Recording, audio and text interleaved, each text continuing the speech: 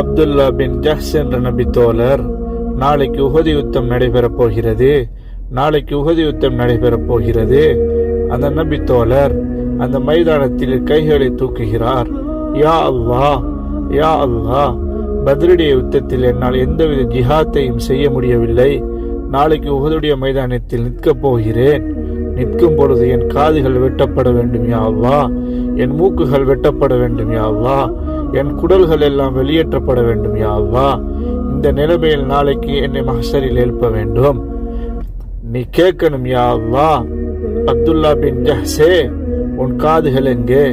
அப்துல்லா பின் ஜஹ்ஸே என்று நீ கேட்கும் பொழுது நான் பதில் சொல்ல வேண்டும். என் ரப்பே, உனக்காக வேண்டி உன் மைதானத்தில் காதுகள் கிழிக்கப்பட்டது, உனக்காக வேண்டி உன் மைதானத்தில் குடல்கள் வெளியேற்றப்பட்டது.